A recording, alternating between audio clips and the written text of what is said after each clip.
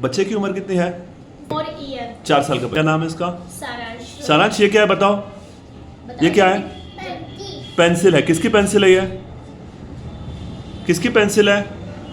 जल्दी बोलो। अच्छा, मेरी पेंसिल है। Very good. पेंसिल है कौन से कलर?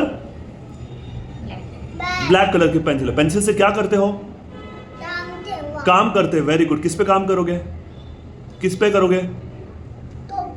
कॉपी में करोगे। Very good. कॉपी कौन ला के देता है आपको? मम्मी लाती है। कहां से लाती है? दुकान से लाती है। दुकान से। दुकान कहां पर है? अच्छा, दुकान मार्केट में है। चलो बताओ क्या क्या प्रॉब्लम्स आ रही है इससे शिवानी जी? और सर ये ना बस ये है कि कंसंट्रेट नहीं करता माइंड से ना, जैसे कोई भी चीज कराते हैं ना भूल जाता है जल्दी से।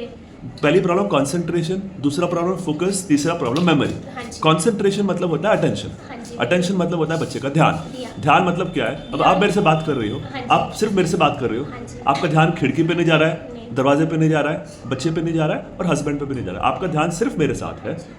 आपका और हमारा कॉन्वर्सेशन अभी भी चालू है। लेकिन बच्चे के साथ क्या होता है, जैसे हम सवाल पूछते हैं उसका ध्यान 1-2-10 सेकंड के बाद भटक जाता है। हाँ जी। 10 सेकंड के बाद वो हमारी बात सुनना बंद कर देता है। उसके दिमाग में ऐसा नहीं कि कुछ खिड़की के बाहर कुछ दिख गया, लेकिन उसका ध्यान भटक गया।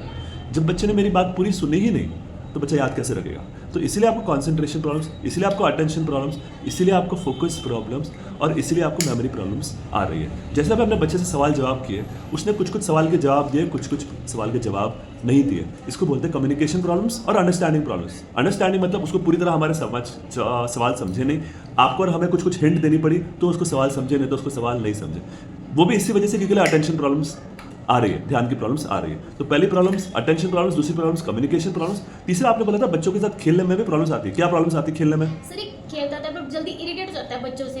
क्यों इरिटेट होता है? जैसे ये टॉयज दे दिए, उसने इसका ये अपनी धुन में खेलेगा, अगर सिर्फ उसने इसका मनपसंद टॉयज छीन लिया तो बस ये जैसे हो जाता है, गुस्सा होता है, एंग्री हो जाता है उसके ऊपर बहुत ज्यादा। बिल्कुल, क्योंकि उसको पता ही नहीं दूसरे बच्चे के साथ क्या करना हाँ है, जी। कैसे कम्युनिकेट करना है, उससे मांगना है, उसको बोलना है ये मेरा खिलौना बस है। मार के छीन लेता है ये। ये छीनता क्यों? क्योंकि इसको तेरा और मेरा कंसेप्ट है नहीं। उसको ये नहीं पता है कि अगर मुझे कोई चीज़ चाहिए तो मांग के ले, कि मुझे रिक्वेस्ट करो। या वो आपको बोल सकता है कि मम्मी मेरा खिलौना ले लिया, फिर आप उसको बोलोगे नहीं चाहिए तो उसको खेलने दो, मैं दूसरा तेरे को दिला दूंगी।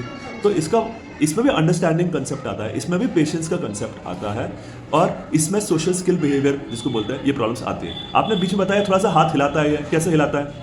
सर ये हाथ में से ऐसे करता है बस। उसको बोलते हैं हैंड फ्लैपिंग। हैंड फ्लैपिंग मतलब जब भी बच्चा गुस्सा होगा, बहुत खुश होगा, बस गुस्सा जब खुश होता है ना फिर करता है। अब इसको बोलते हैं हैंड फ्लैपिंग। अब जैसे हम बात कर रहे हैं, हमने देखा कि वो अब अपने धुन में मस्त हो गया है, खिड़की के बाहर देखने लगे। अब खिड़की के बाहर ऐसा कुछ है नहीं।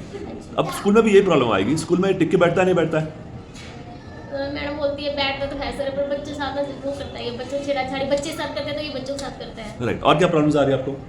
बस यही है कि सर ये ध्यान नहीं देता किसी चीज़ों पे ना। देखो, अब आप पूछोगे पहला सवाल, क्या इसको ऑटिज्म है? इसका आंसर हाँ भी है और ना भी है। मैं आपको बताऊंगा क्यों। अगर हम ऑटिज्म के टेस्ट करेंगे, ऑटिज्म के टेस्ट में मैं आपसे 50 सवाल पूछूंगा तो इसके लक्षण एकदम माइल्ड से बॉर्डर लाइन आएंगे। तो अगर हम ऑटिज्म वाले बाकी बच्चे जो देखते हैं उसके हिसाब से इसके लक्षण सिर्फ 20-25% आएंगे।